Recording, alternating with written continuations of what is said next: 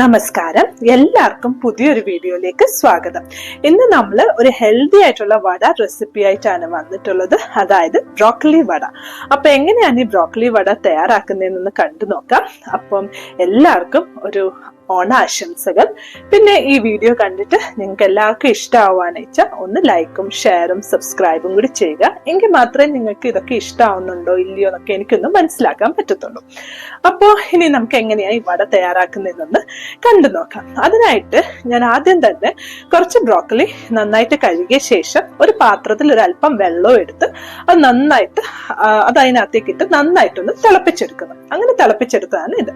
ഇനി ഞാനിത് ഒരു മിക്സിയുടെ ചെറിയ ജാറിനകത്തേക്ക് ഇതെല്ലാം ഇട്ട് ഒന്ന് ചെറുതായിട്ട് അരച്ചെടുക്കണം. അങ്ങ് ഒത്തിരി പേസ്റ്റ് ഒന്നും ആവണ്ട, എന്നാൽ ഒരല്പം നന്നായിട്ടൊന്ന് അരച്ചെടുക്കുക.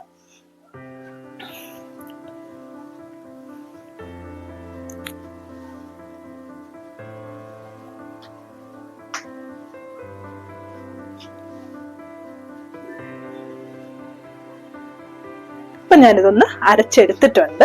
അത് ഞാനൊരു പാത്രത്തിനകത്തേക്ക് മിക്സ് ചെയ്യാൻ വേണ്ടി ഇട്ട് കൊടുക്കാണ്.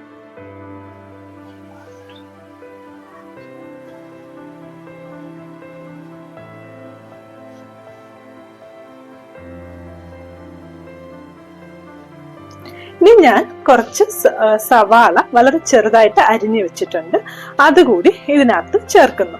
ക്യാരറ്റ് ഉണ്ടെങ്കിൽ അതും ചെറുതായിട്ട് അരിഞ്ഞു ചേർക്കാവുന്നതാണ്.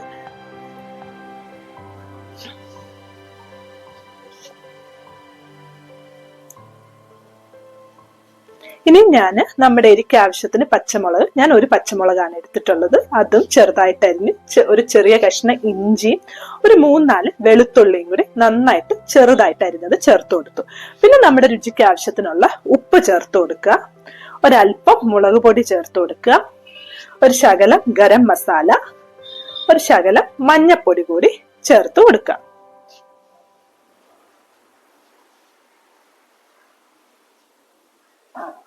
ഇനി ഇത് നന്നായിട്ടൊന്ന് ഇളക്കി യോജിപ്പിച്ചു കൊടുക്കുക.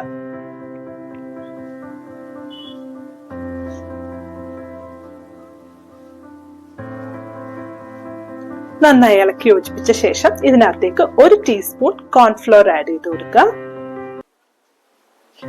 പിന്നെ ഏകദേശം 2 ടേബിൾ സ്പൂണോളം അരിപ്പൊടി ചേർത്ത് കൊടുക്കുക. പിന്നെ 2 ടേബിൾ സ്പൂണോളം കടലമാവ് കൂടി ചേർത്ത് കൊടുക്കുക.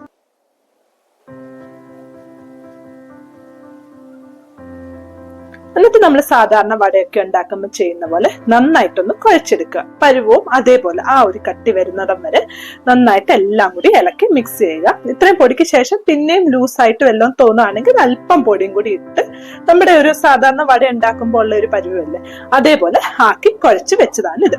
ഇനി ഞാനൊരു അടുപ്പത്തേക്ക് കുറച്ച് എണ്ണ നന്നായിട്ട് ചൂടാവാൻ വെച്ചിട്ടുണ്ട്. എണ്ണ നന്നായി ചൂടായി കഴിയുമ്പോഴേക്കും നമുക്ക് ഇഷ്ടമുള്ള ഷേപ്പാക്കി ഈ വട ഓരോന്നായിട്ട് ഇട്ട് കൊടുക്കാം.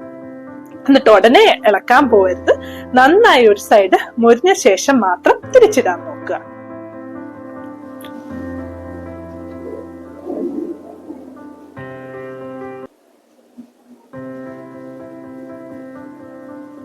ഏകദേശം ഒരു സൈഡ് നന്നായിട്ട് മുരിഞ്ഞു വന്നുകൊണ്ടേയിരിക്കുന്നു. ആദ്യം ഇട്ടതിന്റെ ഒക്കെ അത് ഞാനൊരു കമ്പി വെച്ച് കുത്തി തിരിച്ചിട്ട് കൊടുക്കാണ്.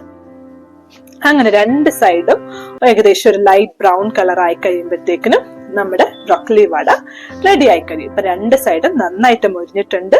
ഇങ്ങനെ ഞാൻ ബാക്കിയുള്ള മാവും ഇതേ ഷേപ്പിലാക്കി വറുത്ത് എടുക്കാൻ പോവാണ്.